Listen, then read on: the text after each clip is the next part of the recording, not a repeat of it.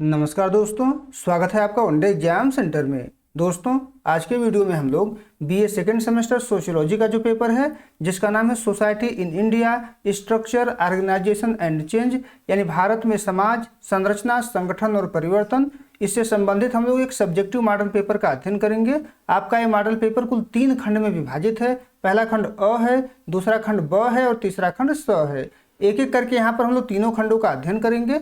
हम लोग जानेंगे कि इसमें आपसे क्या पूछा गया है और इसका उत्तर आपको किस प्रकार से लिखना होगा। तो चलिए बिना देर के वीडियो को शुरू करते हैं। आपका पहला खंड है खंड अ। इसमें आपसे अति लघु उत्तरीय प्रश्न पूछा गया है और प्रत्येक प्रश्न का उत्तर आपको अधिकतम 50-50 शब्दों में यहाँ पर देना है। देख लेते हैं कि इसमें आपसे क्या पूछा गया है।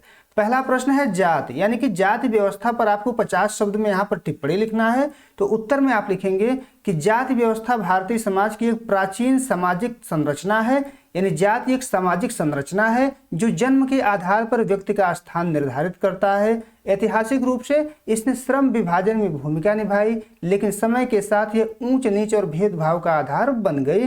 यानी एक समय था जब जाति जो है श्रम विभाजन में भूमिका निभाता था, लेकिन यही जाति आज के समय में भेदभाव का आधार बन गया है। आज के आधुनिक दौर में समानता और भाईचारे के लिए इसे मिटाना आवश्यक है। इतना आपको इसके उत्तर में लिखना होगा। अब दूसरा प्रश्न देख लेते हैं। इसमें आपसे पूछा गया है कि सामाजिक बहिष्कार, सामाजिक बहिष्कार पर आपको 50 शब्द में टिप्पणी लिखना है। तो उत्तर में आप लिखेंगे कि सामाजिक बहिष्कार एक दंडात्मक प्रथा है, यानी जब किसी को दंड दिया जाता है तब इसका प्रयोग किया जाता है। इसमें किसी व्यक्ति या परिवार को समुदाय से पूरी तरह अलग कर दिया जाता है, यानी जिस व्यक्ति को जिस परिवार को दंड दिया जाता है उसको पूरे समुदाय से उसको अलग कर दिया जाता है। इसका प्रयोग अक्सर पारंपरिक नियमों के उल्लंघन पर सामाजिक दबाव बनाने हेतु होता है। यह मानवाधिकारों का हनन है जो व्यक्ति को मानसिक और आर्थिक रूप से असुरक्षित बनाता है। आधुनिक समाज में ऐसी प्रथाएं अमानवीय और अवैध हैं। इतना आपको इसके उत्तर में लिखना होगा। अब आगे बढ़ते हैं, तीसरा प्रश्न देख लेते हैं। इसमें विवाह पर आपको 50 शब्द में टिप्पणी लिखना है। तो इसमें उत्तर में आप लिखेंगे कि विवाह 2 व्यक्तियों के बीच एक पवित्र सामाजिक और कानूनी बंधन है जो परिवार की नींव रखता है। यानी विवाह जो है एक पवित्र सामाजिक बंधन भी है और कानूनी बंधन भी है और इसी के द्वारा परिवार की नींव रखी जाती है। यह केवल 2 लोगों का नहीं बल्कि 2 परिवारों और 2 संस्कृतियों का मिलन होता है। भारतीय समाज में इसे एक महत्वपूर्ण संस्कार माना जाता है। प्रेम, विश्वास और आपसी सामंजस्य ही एक सफल सुखद वैवाहिक जीवन के मुख्य आधार होते हैं। इतना आप इसके उत्तर में लिख देंगे तो आपका उत्तर पूरा हो जाएगा। अब अगला प्रश्न देख लेते हैं। इसमें वर्ण व्यवस्था पर आपको 50 शब्द में टिप्पणी लिखना है। तो उत्तर में आप लिखेंगे कि वर्ण व्यवस्था प्राचीन भारतीय समाज का एक कार्यात्मक वर्गीकरण है जिसको 4 भागों में बांटा गया था। ब्राह्मण, क्षत्रिय, वैश्य और शूद्र, यानी 4 भागों में यह विभाजित था। ऋग्वेद के अनुसार इसका जो मूल आधार था वो व्यक्ति का गुण और कर्म था, न कि जन्म, लेकिन बाद में धीरे धीरे बदल करके जन्म हो जाता है। समय के साथ यह व्यवस्था जटिल होकर जाति प्रथा में बदल गई, यानी धीरे धीरे जैसे जैसे समय बीता ये वर्ण व्यवस्था जाति व्यवस्था में बदलती गई। आज के दौर में वर्ण का महत्व केवल आध्यात्मिक और ऐतिहासिक संदर्भों तक सीमित रह गया है। वर्तमान समय में इसका कोई विशेष महत्व बचा नहीं है। अब आगे बढ़ते हैं, अगला प्रश्न देख लेते हैं। आत्मसातीकरण, आत्मसातीकरण क्या होता है? इसी पर आपको 50 शब्द में टिप्पणी यहाँ पर लिखना है। तो उत्तर में आप लिखेंगे कि आत्मसातीकरण वह सामाजिक प्रक्रिया है जिसमें एक अल्पसंख्यक समूह या व्यक्ति अपनी मूल संस्कृति को छोड़कर बहुसंख्यक समाज की संस्कृति, मूल्यों और व्यवहारों को पूरी तरह अपना लेता है। यानी आत्मसातीकरण एक प्रकार का सामाजिक प्रक्रिया होता है। इसमें कोई अल्पसंख्यक संस्कृति वाला व्यक्ति बहुसंख्यक समाज की संस्कृति को अपनाता है। इसमें भिन्न सांस्कृतिक पहचान धीरे धीरे समाप्त हो जाती है और व्यक्ति मुख्य धारा का हिस्सा बन जाता है। यह सामाजिक एकीकरण का एक गहरा और अंतिम चरण माना जाता है। इतना आपको इसके उत्तर में लिखना होगा। अब आगे बढ़ते हैं, खंड ब है। इसमें आपसे लघु उत्तरीय प्रश्न पूछा गया है और प्रत्येक प्रश्न का उत्तर आपको अधिकतम 200 शब्द में यहाँ पर देना होगा। देख लेते हैं कि इसमें आपसे क्या पूछा गया है। इसमें आपसे पूछा गया है हिंदू विवाह एक धार्मिक संस्कार है, समझाइए। आपको यहाँ पर बताना है कि हिंदू विवाह एक धार्मिक संस्कार है, उसके पीछे आपको तर्क देना है। तो उत्तर में आप लिखेंगे हिंदू धर्म में विवाह को केवल एक कानूनी समझौता या आपसी अनुबंध नहीं माना जाता है, बल्कि यह एक पवित्र और अटूट धार्मिक संस्कार माना गया है। शास्त्रों के अनुसार यह व्यक्ति के जीवन के जो 16 संस्कार होते हैं उन 16 संस्कारों में से एक है और सबसे महत्वपूर्ण है, जो गृहस्थ आश्रम का द्वार खोलता है। अब देख लेते हैं कि हिंदू विवाह के धार्मिक संस्कार होने के पीछे मुख्य कारण कौन कौन से हैं। पहला कारण है अविभाज्य बंधन, यानी हिंदू धर्म में जो विवाह होता है उसको अविभाज्य बंधन जो है माना जाता है। इसे जन्म जन्मांतर का बंधन माना जाता है, जिसे मृत्यु के अतिरिक्त कोई अन्य शक्ति नहीं तोड़ सकती। यह काम से अधिक धर्म यानी कि कर्तव्य पर आधारित होता है, यानी हिंदू धर्म में जो विवाह होता है उसको तोड़ा नहीं जा सकता है, यह अविभाज्य होता है, इसीलिए इसको धार्मिक संस्कार माना जाता है। दूसरा कारण है ऋणों से मुक्ति। विवाह का जो मुख्य उद्देश्य होता है वह केवल व्यक्तिगत सुख नहीं होता, बल्कि पितृ ऋण से मुक्ति पाना होता है और संतान उत्पत्ति के माध्यम से वंश को आगे बढ़ाना होता है। इसके बिना व्यक्ति धार्मिक अनुष्ठान पूर्ण नहीं कर सकता है। इस कारण से भी हिंदू धर्म में विवाह को एक धार्मिक संस्कार माना जाता है। अगला जो कारण है वो है पवित्र अनुष्ठान। विवाह की प्रक्रिया अग्नि, देवी देवताओं और समाज की साक्षी में संपन्न होती है। शब्दपदी यानी कि 7 फेरे और पाणी ग्रहण जैसे अनुष्ठान इसे आध्यात्मिक पवित्रता प्रदान करते हैं। अग्नि को साक्षी मानना इस बात का प्रतीक है कि यह गठबंधन ईश्वर द्वारा स्वीकृत है, इस कारण से भी इसको एक धार्मिक संस्कार माना जाता है। अंत में हम लोग निष्कर्ष लिखेंगे और निष्कर्ष में हम लोग लिखेंगे कि हिंदू विवाह काम वासना के शोधन और आध्यात्मिक विकास का मार्ग है। यह 2 आत्माओं का मिलन है जिसका लक्ष्य साथ मिलकर धर्म और अर्थ काम की सिद्धि करना है। यही कारण है कि इसे एक पवित्र संस्कार के रूप में पूजा जाता है। इतना आप लिख देंगे तो आपके प्रश्न का उत्तर पूरा हो जाएगा। अब आगे बढ़ते हैं। तीसरा प्रश्न है, इसमें आपसे पूछा गया है कि ग्रामीण तथा नगरीय समुदाय में अंतर स्पष्ट कीजिए। ग्रामीण समुदाय और नगरीय समुदाय में क्या अंतर होता है, इसी के बारे में आपको यहाँ पर लिखना होगा। तो उत्तर में आप लिखेंगे कि ग्रामीण और नगरीय समुदाय सामाजिक जीवन के 2 अलग अलग स्वरूप हैं। इनके बीच में प्रमुख अंतरों को निम्नलिखित बिंदुओं के आधार पर समझा जा सकता है। अब एक एक करके उनके अंतरों को हम लोग यहाँ पर समझेंगे। पहला जो अंतर है वो व्यवसाय की प्रकृति को लेकर के है। ग्रामीण समुदाय मुख्य रूप से कृषि से जुड़ा होता है, पशुपालन से जुड़ा होता है और प्रकृति से जुड़े कार्यों पर निर्भर होता है। इसके विपरीत जो नगरीय समुदाय होता है वो गैर कृषि कार्यों में लगा होता है, जैसे वो व्यापार में लगा होता है, उद्योग में लगा होता है और सेवाओं की प्रधानता यहाँ पर पाई जाती है। ये पहला अंतर हो गया। दूसरा अंतर जनसंख्या और जनसंख्या घनत्व को लेकर के है। गांव में जनसंख्या कम होती है और इसी कारण से जनसंख्या घनत्व भी कम होता है। वहीं शहरों में जनसंख्या जो है बहुत ज़्यादा होती है और लोग कम स्थान में घनी आबादी के बीच रहते हैं, इस कारण जनसंख्या घनत्व भी बहुत ज़्यादा यहाँ पर पाया जाता है। अब अगला अंतर देख लेते हैं। तीसरा अंतर सामाजिक संबंधों को लेकर के है। ग्रामीण क्षेत्रों में जो संबंध होते हैं वो प्राथमिक संबंध पाए जाते हैं। यहाँ लोग एक दूसरे को व्यक्तिगत रूप से जानते हैं, आपसी सहयोग अधिक होता है। शहरों में जो संबंध होता है वो द्वितीयक संबंध होता है, जहाँ औपचारिकता अधिक होता है और व्यक्तिगत घनिष्ठता बहुत कम होता है। अब चौथा अंतर देख लेते हैं। चौथा अंतर गतिशीलता और परिवर्तन को लेकर के है। नगरीय जीवन जो होता है वो अत्यधिक गतिशील होता है, जहां नवाचार और परिवर्तन जल्दी स्वीकार किए जाते हैं। वहीं ग्रामीण समाज जो होता है वो तुलनात्मक रूप से अधिक परंपरावादी और स्थिर होता है, शहरों जितना गतिशील नहीं होता है। पांचवा अंतर पर्यावरण को लेकर के है। ग्रामीण समुदाय प्रकृति के करीब होता है और वहाँ प्रदूषण कम होता है, जबकि नगरीय समुदाय कृत्रिमता और सुविधाओं से भरा होता है, लेकिन यहाँ अक्सर प्रदूषण और भीड़ भाड़ की समस्या बनी रहती है। अंत में हम लोग निष्कर्ष लिखेंगे और निष्कर्ष में हम लोग लिखेंगे कि ग्रामीण जीवन सरलता और सामूहिकता का प्रतीक है, जबकि नगरीय जीवन जटिलता और व्यक्तिवाद पर आधारित है। इतना आप लिख देंगे तो आपके प्रश्न का उत्तर पूरा हो जाएगा। अब अगला प्रश्न देख लेते हैं। चौथा प्रश्न है, इसमें आपसे पूछा गया है कि क्या जाति वर्ग में परिलक्षित हो रही है, समझाइए। यानी जाति जो है क्या अब वर्ग में बदल रहा है, इसी के बारे में आपको यहाँ पर बताना है। तो उत्तर में आप लिखेंगे कि जाति और वर्ग भारतीय सामाजिक व्यवस्था के 2 अलग अलग आयाम हैं, एक आयाम नहीं है। जाति जो है अलग है, वर्ग जो है अलग है, लेकिन वर्तमान परिप्रेक्ष्य में जाति अब तेजी से वर्ग में परिलक्षित हो रही है। समाजशास्त्रीय दृष्टिकोण से इस बदलाव को निम्नलिखित बिंदुओं से समझा जा सकता है। इन बिंदुओं से हम लोग समझेंगे कि क्या कारण है कि जाति अब धीरे धीरे वर्ग में बदल रही है। पहला कारण व्यवसाय और आर्थिक आधार है।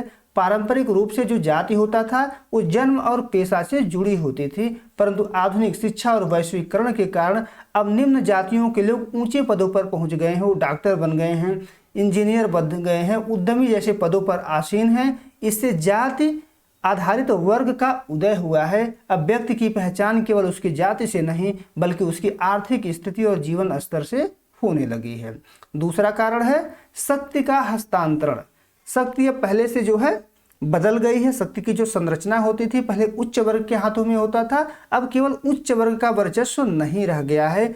कई मध्यम और पिछड़ी जातियों ने संगठित होकर के राजनीतिक और आर्थिक शक्ति प्राप्त कर ली है, जिससे वे एक प्रभावशाली राजनीतिक वर्ग के रूप में उभरे हैं। इसका भी प्रभाव ये पड़ा है कि जातियां धीरे धीरे वर्ग में रूपांतरित हो रही हैं।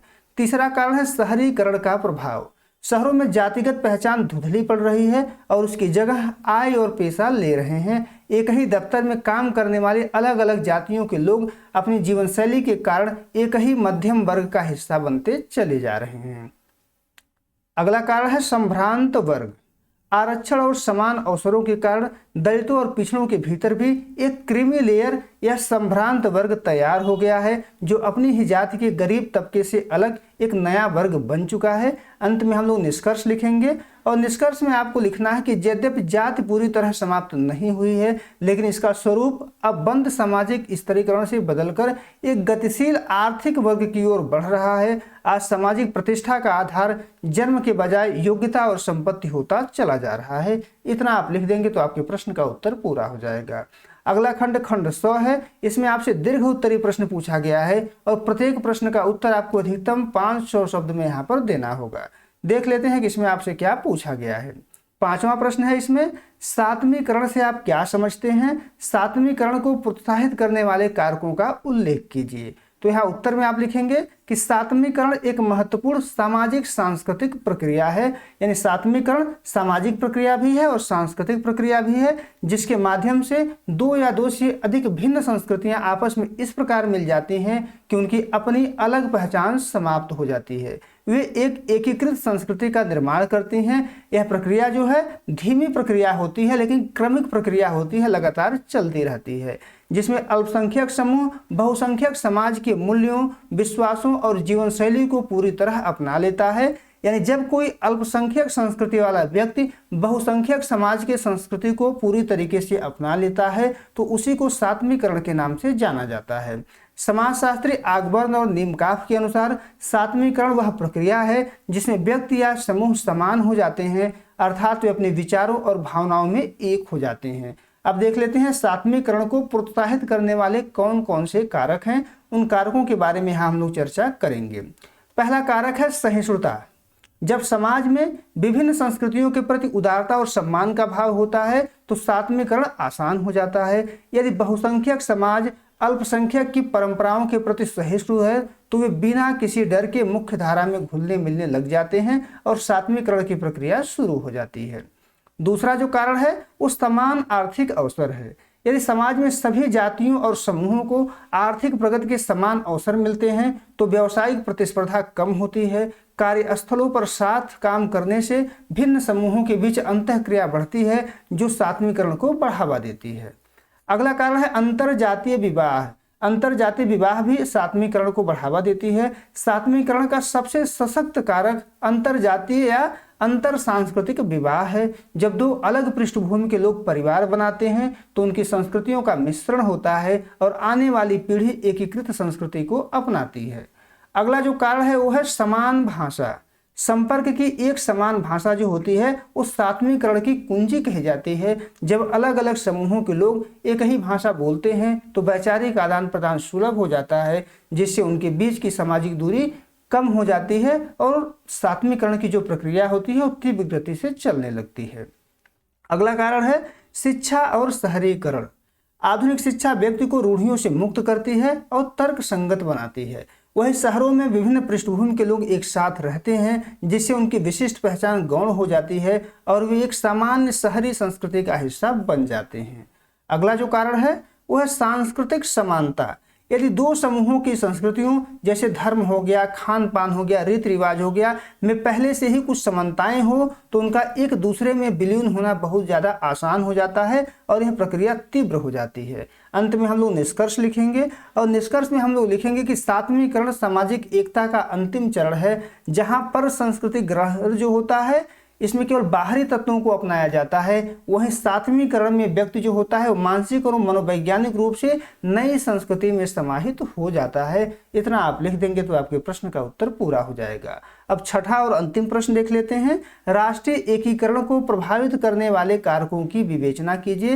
यानी राष्ट्रीय एकीकरण को कौन कौन से कारक प्रभावित करते हैं उन्हीं के बारे में आपको यहाँ पर लिखना है। तो उत्तर में आप लिखेंगे कि राष्ट्रीय एकीकरण का अर्थ है एक राष्ट्र के नागरिकों के बीच एकता, समान पहचान और भाईचारे की भावना का होना, जहां भाषाई, धार्मिक और क्षेत्रीय विविधताओं के बावजूद लोग स्वयं को पहले एक राष्ट्र का हिस्सा माने। भारत जैसे विविधतापूर्ण देश में राष्ट्रीय एकीकरण एक सतत प्रक्रिया माना जाता है। राष्ट्रीय एकीकरण को प्रभावित करने वाले कारकों को दो श्रेणियों में विभाजित किया जाता है। पहला है राष्ट्रीय एकीकरण में सहायक कारक और दूसरा है राष्ट्रीय एकीकरण में बाधक कारक। तो पहले हम लोग राष्ट्रीय एकीकरण में जो कारक सहायक हैं उन सहायक कारकों का अध्ययन करेंगे, फिर बाधक कारकों का हम लोग अध्ययन करेंगे। राष्ट्रीय एकीकरण में जो सहायक कारक हैं उनमें पहला है समान संविधान और कानून। भारत का संविधान सभी नागरिकों को समान अधिकार, स्वतंत्रता प्रदान करता है। धर्मनिरपेक्षता और लोकतंत्र जैसे मूल्य विभिन्न समूहों को एक सूत्र में पिरोते हैं। यानी ये पहला कारक हो गया जो राष्ट्रीय एकीकरण में सहायता प्रदान करता है। दूसरा है सांस्कृतिक विरासत। भारत की सदियों पुरानी विविधता में एकता की संस्कृति, साझा त्योहार और ऐतिहासिक संबंध लोगों में भावनात्मक जुड़ाव पैदा करते हैं। यह भी एक कारक माना जाता है। तीसरा है आर्थिक निर्भरता। आधुनिक बाजार व्यवस्था में विभिन्न राज्य और क्षेत्र एक दूसरे पर संसाधनों के लिए निर्भर हैं। यह आर्थिक अंतर संबंध राष्ट्रीय एकता को मजबूती प्रदान करता है। यानी आर्थिक निर्भरता भी राष्ट्रीय एकता का साधन माना जाता है। चौथा कारण है शिक्षा और संचार। आधुनिक शिक्षा प्रणाली वैज्ञानिक दृष्टिकोण विकसित करती है और भाषाई दूरियों को कम करती है। परिवहन और संचार के साधनों जैसे इंटरनेट हो गया, रेलवे हो गया, इसने देश के सुदूर हिस्सों में एक दूसरे को करीब ला दिया है, एक दूसरे को जोड़ा है। अब देख लेते हैं कि राष्ट्रीय एकीकरण में कौन कौन से बाधक कारक हैं, कौन कौन से तत्व ऐसे हैं, कौन कौन से कारक ऐसे हैं जो राष्ट्रीय एकीकरण में बाधा डालते हैं। वो पहला है सांप्रदायिकता। धर्म को राजनीति के साथ जोड़ा जाता है तो यह समुदायों के बीच अविश्वास और हिंसा पैदा करता है, जो राष्ट्रीय एकता के लिए सबसे बड़ा खतरा माना जाता है। दूसरा बाधक कारक है क्षेत्रवाद। यानी अपने क्षेत्र के हितों को राष्ट्र के हितों से ऊपर रखना, जैसे राज्य की मांग करना या अपने क्षेत्र को किसी विशेष सुविधा की मांग करना। यानी जो क्षेत्रवाद होता है वो राष्ट्रीय एकता में बाधक माना जाता है, देश की अखंडता को यह कमजोर करता है। अगला जो कारक है वो है भाषावाद। भाषाई कट्टरता और एक भाषा को दूसरी पर थोपने का प्रयास अक्सर विवाद का कारण बन जाता है और यह राष्ट्रीय एकीकरण में बाधा पैदा करता है। अगला कारण यानी कि जातिवाद है। राजनीति में जाति का अत्यधिक प्रभाव समाज को खंडित करता है और योग्यता के स्थान पर संकीर्ण पहचान को प्राथमिकता देता है। पांचवा बाधक कारण है आर्थिक असमानता। विभिन्न क्षेत्रों या वर्गों के बीच भारी आर्थिक अंतर असंतोष पैदा करता है, जो अलगाववादी आंदोलनों को जन्म दे सकता है। अंत में हम लोग निष्कर्ष लिखेंगे और निष्कर्ष में आपको लिखना होगा कि राष्ट्रीय एकीकरण केवल कानूनों से नहीं बल्कि नागरिकों के हृदय में राष्ट्र के प्रति प्रेम से संभव है। इसके लिए संतुलित क्षेत्रीय विकास, समावेशी शिक्षा और सांप्रदायिक सद्भाव की आवश्यकता है। जब तक अंतिम पायदान पर खड़े व्यक्ति को यह महसूस होगा कि राष्ट्र उसके विकास के लिए प्रतिबद्ध है, तब तक राष्ट्रीय एकता अक्षुण्ण रहेगी। इतना आप उत्तर में लिख देंगे तो आपके प्रश्न का उत्तर पूरा हो जाएगा। उम्मीद है दोस्तों आपको ये वीडियो पसंद आया होगा। अगर वीडियो अच्छी लगी तो हमारे चैनल को सब्सक्राइब कर लीजिए, वीडियो को लाइक और शेयर कर दीजिए। बहुत बहुत धन्यवाद।